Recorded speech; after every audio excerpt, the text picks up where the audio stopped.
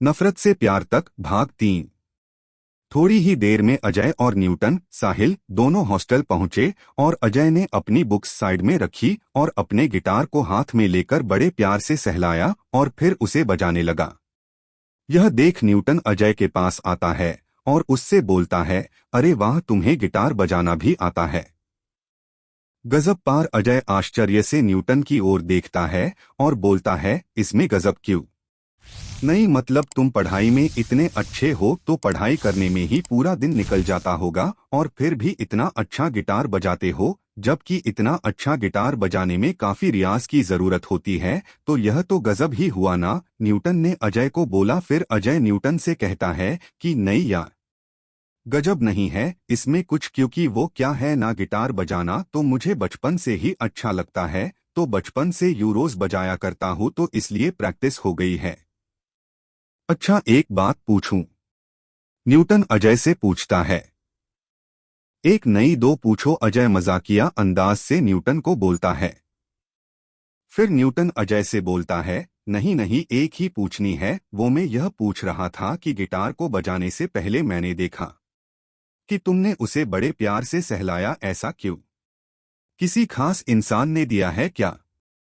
अजय बड़े शांत स्वभाव से बोलता है, हाँ भाई, वो गिटार मेरा फेवरेट गिटार है, क्योंकि वो मुझे जिसने दिया है वो मेरे लिए बहुत खास है, भगवान है मेरे। न्यूटन आश्चर्य से पूछता है, कौन है वो? मेरे पापा। मेरे पापा कैटरर है, पार्टी वगैरह में खाने का व्यवस्थापन का काम करते हैं और मुझे पढ़ाते हैं।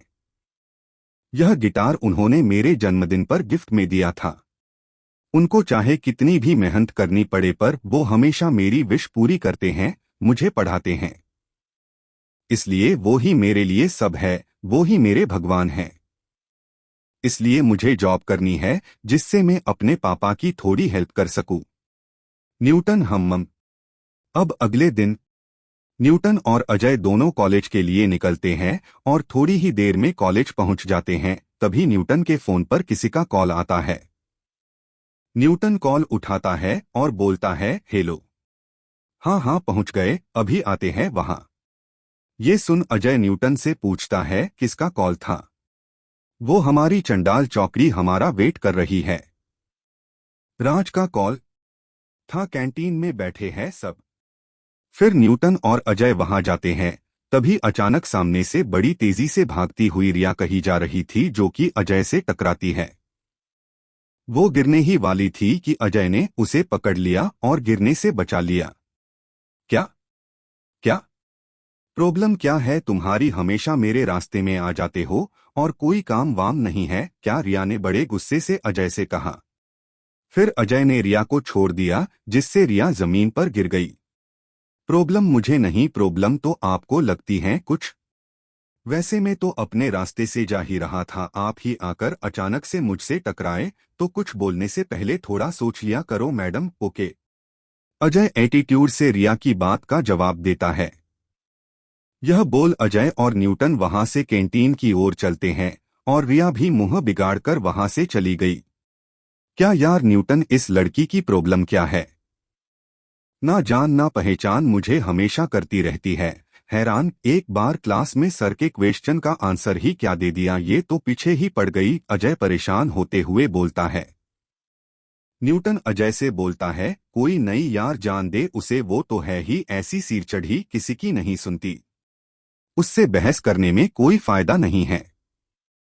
चलो हम अपनी टोली के पास बैठते हैं, क्लास शुरू होने में अभी थोड़ी देर है।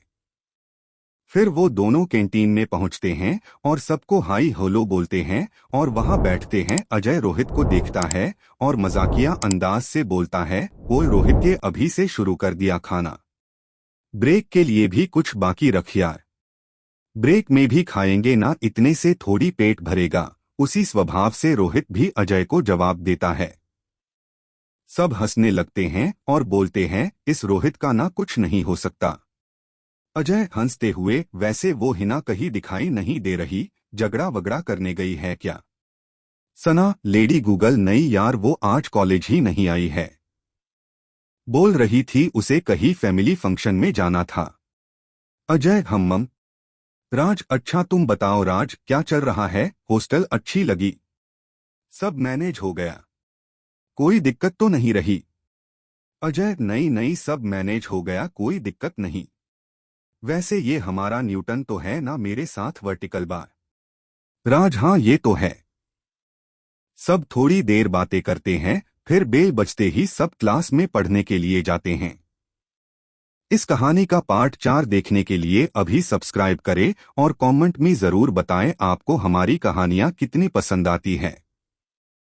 मिलते हैं फिर अगले पार्ट में। नमस्ते अस्सलाम वालेकुम।